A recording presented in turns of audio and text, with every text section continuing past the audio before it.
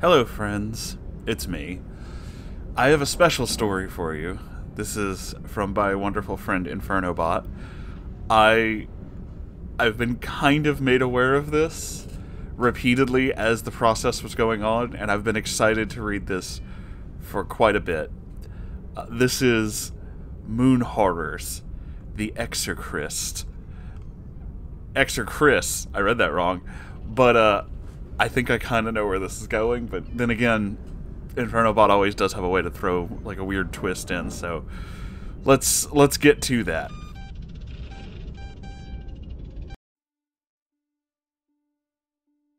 To whoever reads this, I am so very sorry. It started off as a joke and it's devolved into an absolute madness. Please forgive me. You're forgiven. The ExorChris by InfernoBot.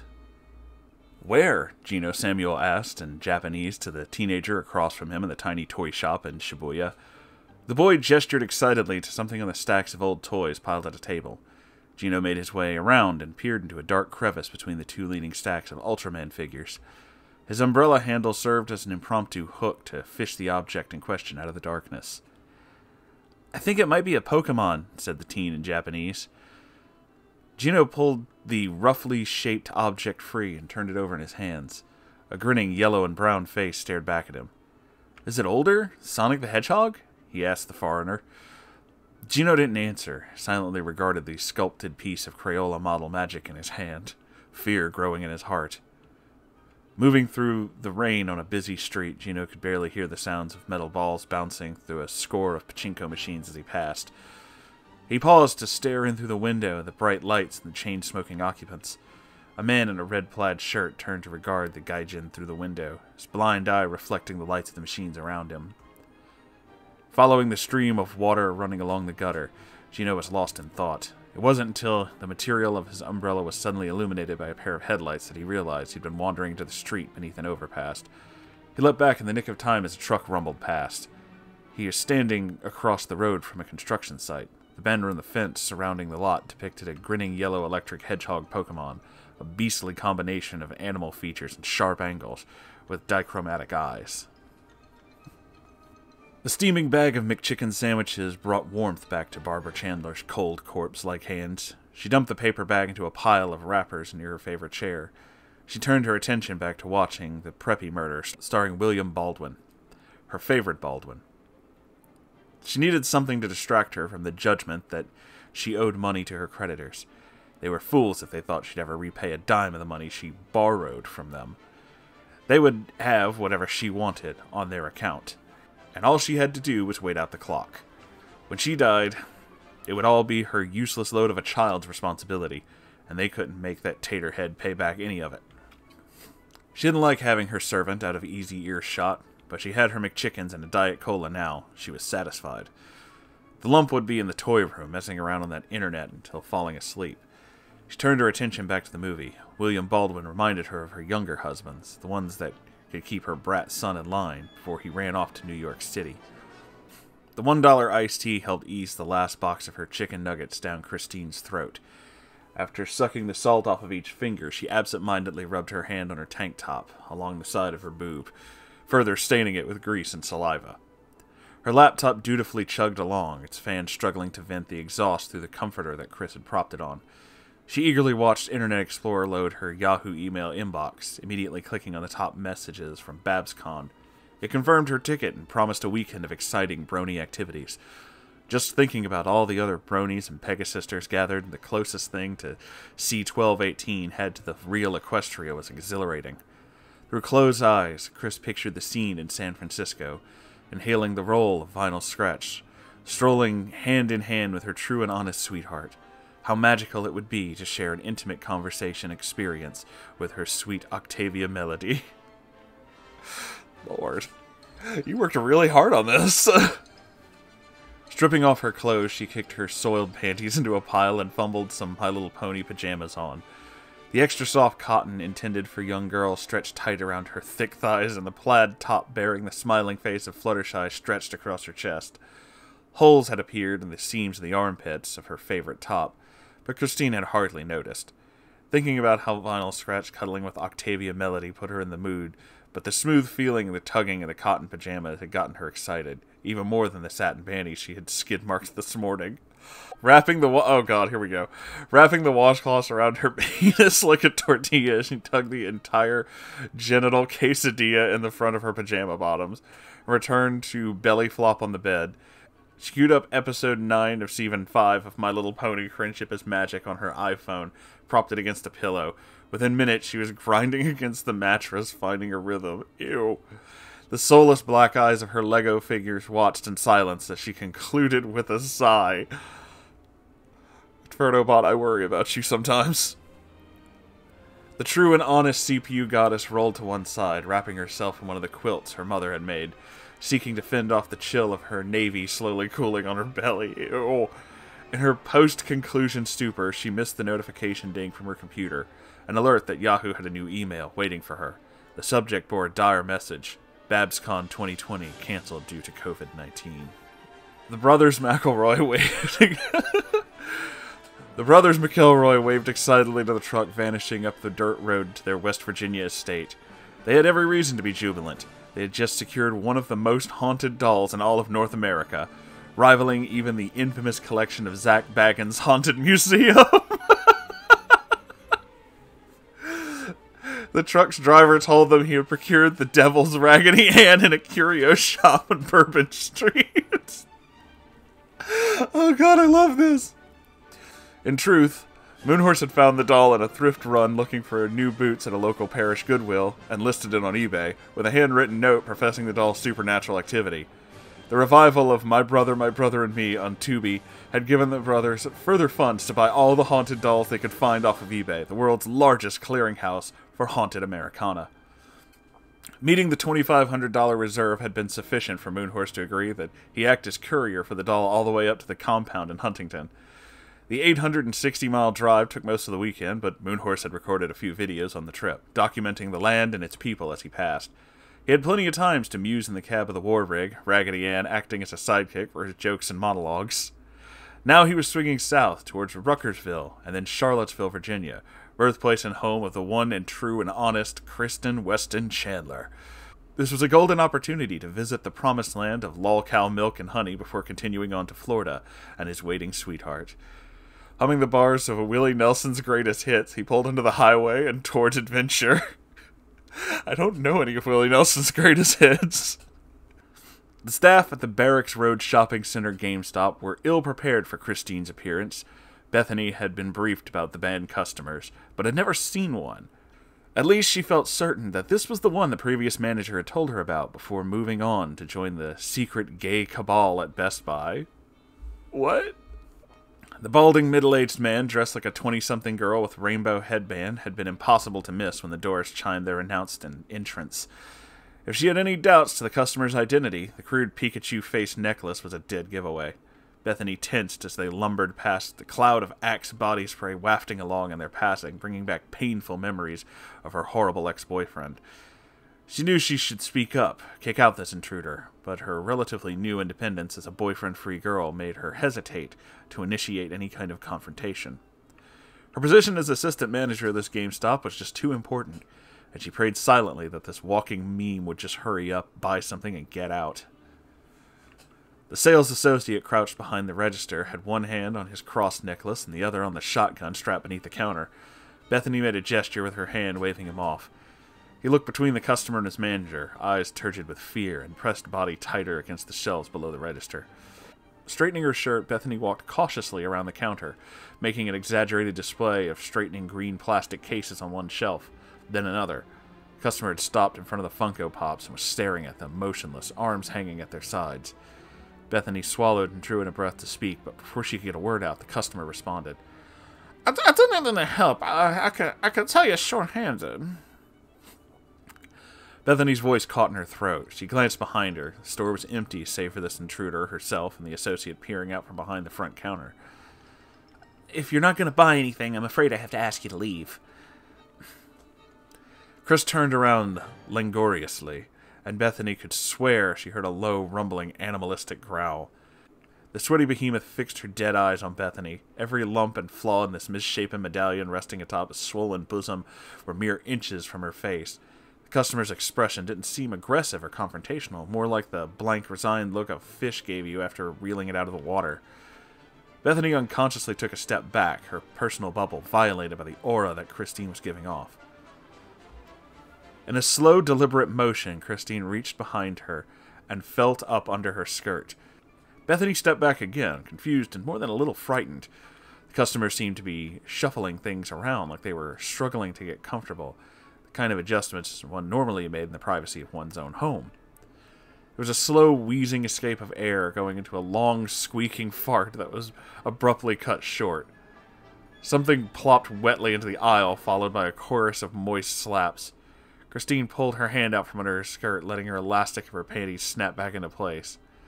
The look of horror and disgust on Bethany's face was impossible to disguise. She watched transfixed as Christine seemed to shudder, vibrating in place, sending ripples through her fat form to her chins and cankles. "If you don't leave the store immediately, I'm going to call the cops." Christine brushed her aside, striding towards the door, yelling out, "Don't call anybody!" As her shadow passed over the cash register, a college student hiding behind it panicked and screamed out, swinging the shotgun up to threaten the trespasser. Christine snapped her hand up and grabbed the shotgun, slamming it against the acrylic countertop and pinning the sales associate's hand. She leaned over the counter, her throat bulging visibly, and regurgitated a torrent of orange Fanta into the poor clerk's hand. Ew. He screamed as it sizzled and ate away at his flesh, leaving only sticky, half-dissolved bones and pitted and corrugated shotgun. Christine continued on, seemingly oblivious to the man's scream or Bethany's sobs, as she exited the GameStop into the cool Charlottesville afternoon. The commemorative plaque outside the Martha Jefferson Hospital in Charlottesville proudly informed visitors that this was, in fact, the true and honest birthplace of the one and only Christian Weston Chandler. "Neat," said Moonhorse to no one in particular. He snapped a few more pictures with his phone to ensure he had a good one for a video background. "What is the attraction?" someone asked. Moonhorse looked around for the speaker, finding a skinny Lithuanian man fanning himself with a straw hat. "Oh, just into Christery. Did a whole series of videos on his comics one time," responded Moonhorse. The pale man nodded and replaced his hat on his head. "I, too, have done videos on Chris Chan. Are you a Christorian?" Moonhorse smiled sheepishly. Sort of a lapsed Christorian. I've seen some of the stuff he posts on Twitter, watched the comprehensive history, but not super up-to-date with what's going on with Chris these days. The thin man fixed the unicorn with his gaze. "Do you believe in the dimensional merge?" His question took Moonhorse by surprise, not just the question itself, but the sincerity with which he asked. Not really, bro. It's real, I'm going to 14 Branchland Court, not to see Christine, but to save her. Okay. He approached and held out his hand in friendship. "My name is Gino Samuel, and I need a ride." "Fuck, there it is, I knew it," Moonhorse fumed, but there was nothing he could do. It was the true and honest Christorian code. He shook the offered hand and led Gino to the parked war rig. Wow. The Uber Eats driver looked at something past Barbara and screamed. Barb turned around and followed his gaze, seeing Chris glide smoothly down the stairs, belly up and exposed to the sky, scuttling on his hands and feet like a spider. He reached the landing and paused, turned his head, probing the air with his tongue like a snake, letting it out several inches from his mouth. She didn't register the Uber Eats driver running to his car and tearing off down the street. She could only watch, frozen, as thick orange ooze seeped from Chris's mouth and onto the steps. There was a mechanical clack, and something whistled through the air past Barb's shoulder. A dart lanced into Chris's thigh, and they wobbled momentarily before collapsing into unconsciousness. Barb swung around to face the front door again, to find a pale European man and a unicorn framed in the doorway. The European man worked the slide on his Nerf in-strike pistol, loading a second dart. "Don't worry, Mrs. Chandler. We're here to help," he assured her. Are you from the internet?" she asked. After having wrestled Chris into bed, the trio gathered in one of the less cluttered areas of the house. "What's wrong with Christian?" asked Barb. "You have the next 12 days?" Moonhorse muttered under his breath. "Christine has come under the influence of an evil spirit, Miss Chandler," said Gino. "It's imperative that we work the ritual to cleanse them before it's able to take hold." I can't do a Gino Samuel voice, which I'm sure some of you have probably figured out by now, but I thought I'd just go ahead and do that. Also, I'm not mimicking his accent because that would be fucking rude. But he is really cool.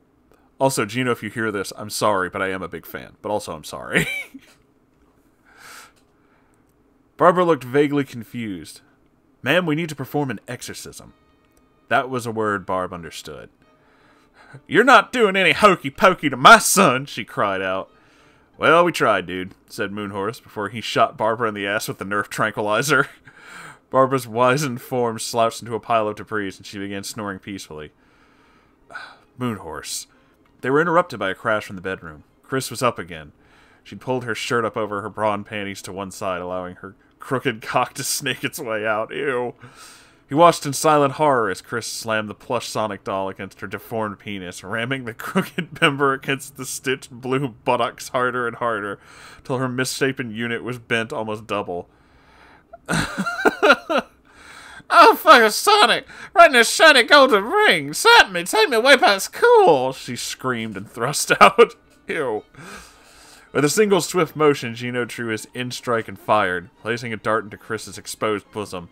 Her motion slowed, Sonic slipped from her grasp. Her upper half slouched off the bed, letting the shirt pool around her ribs, leaving her panties in full display. They hoisted her back onto the bed, and Moonhorse threw the nearest blanket over her sleeping form. I gotta go. I gotta go boil both my hands and gouge out my eyes, said Moonhorse. Gino Samuel pushed his glasses up and said, Moonhorse, I need you to get something to tie Christine down. No, I'm out. Moonhorse turned and started towards the war rig. It's not very cash money of you. What would Danny Sexbank say if he saw you now? You leave Danny out of this! Gino stood before the lunar unicorn, eyes downcast. I'm sorry. I know this isn't what you wanted. No one should see Chris like this. We are their best... No. Their only hope. I need you to be a white knight one last time. Then you can quit this place and never think about it again. Moonhorse ground his teeth and pushed up his small round glasses. I'll get the ratchet straps. What a perfect day for exorcism, Daddy, cooed Christine. Gino pulled out a decanter of pickle brine, 2 thick books, and a silver play button, pressing the cool metal against his lips before resting it on the bedside table. He handed one of the books to Moonhorse and then held the other against his chest. Beast, I know you. You are the one who likes to go quick.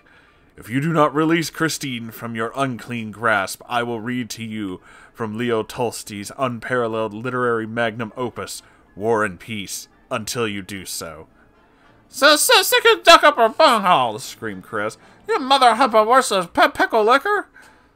Be silent, Gino shouted in response, and sprinkled pickle brine on Chris's prone form. Moonhorse, if you would turn to page of chapter 1, I shall begin reading. Well, Prince, Genoa, and Luca. His recitation was interrupted by a long, wet, slapping fart issuing from Chris's prodigious butt cheeks that echoed off the walls of his Lego city. What the fuck?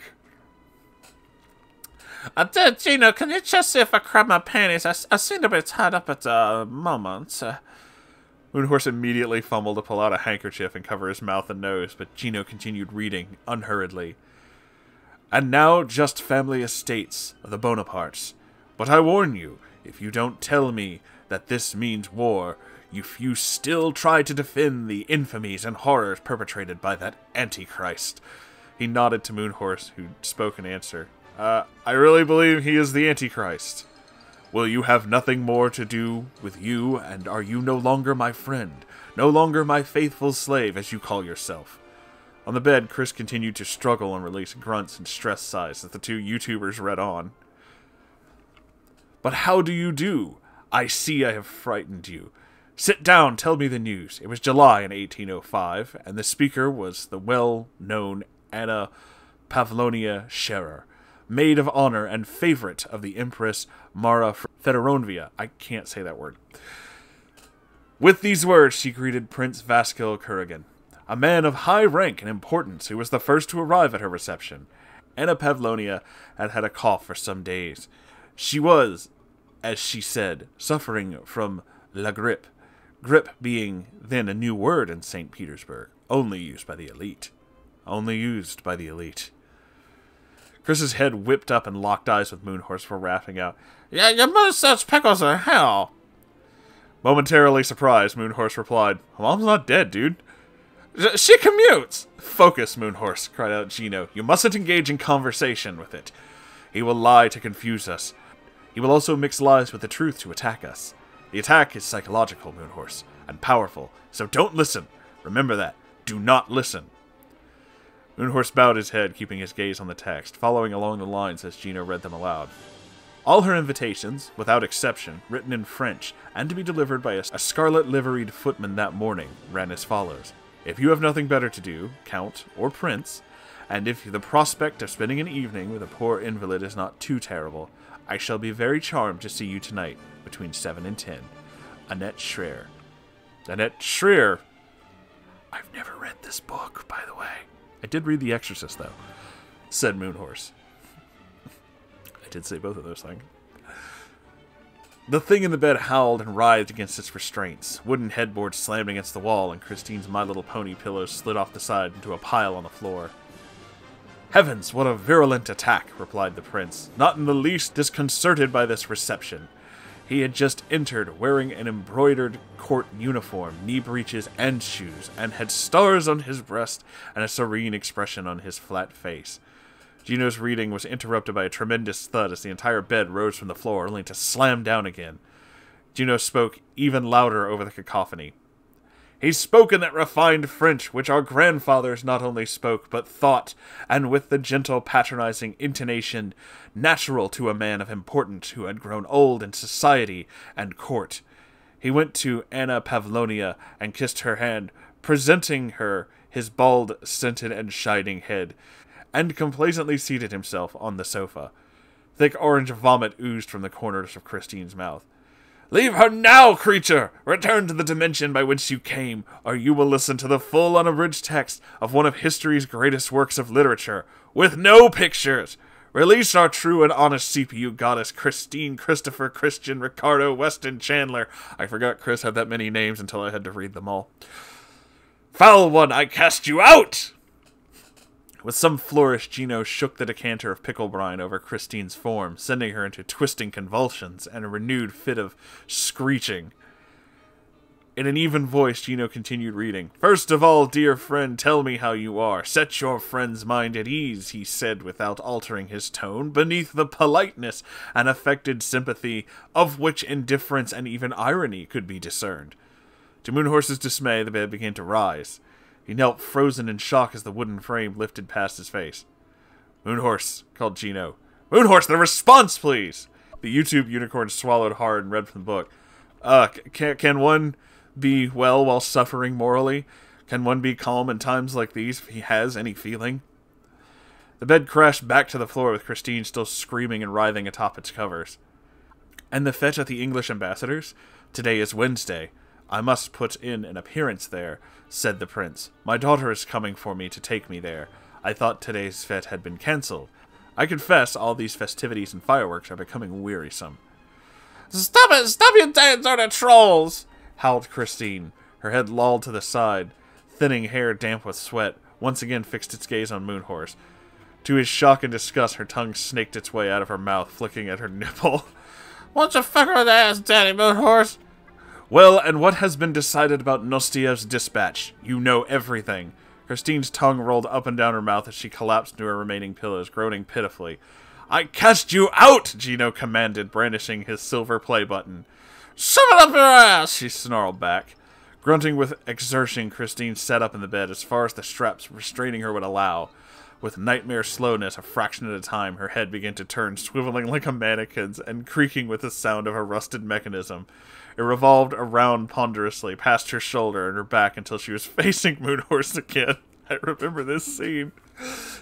Gino's voice cut through the terror and reached Moonhorse's ears. "Prince Vasali always spoke languidly, like an actor repeating a stale part. Anna Pavlonia Schreer, on the contrary, despite her 40 years, overflowed with animation and impulsiveness.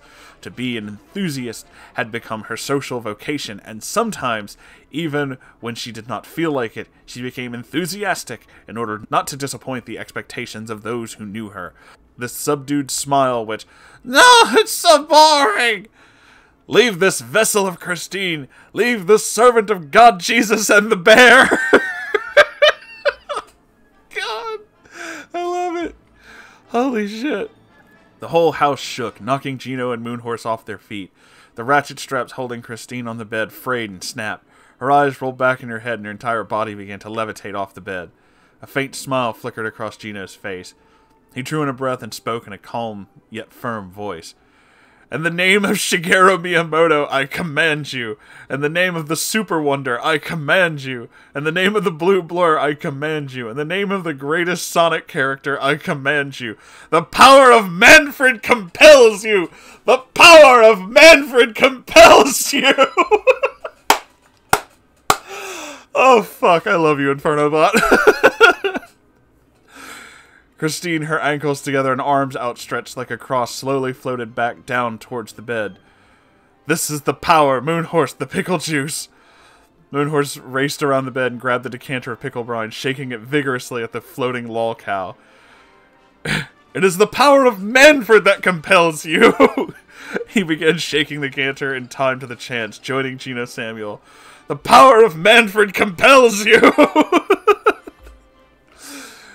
Chris gently came to rest on the bed again. With all possible speed, Moonhorse gathered up the torn ratchet straps and bound Chris's hands together. Christine's whole body seemed to relax, going limp and letting out a long, stressed sigh. Gino gently ran his hand over Christine's hair and whispered, "It's over." He turned to look directly into the eyes of his unicorn companion. Sonichu has fled her body, back to the perpetual nightmare of C-197. "Cool, I'm out," said Moonhorse as he hopped into the war rig and peeled out. "Godspeed, my majestic lunar equine friend." The end.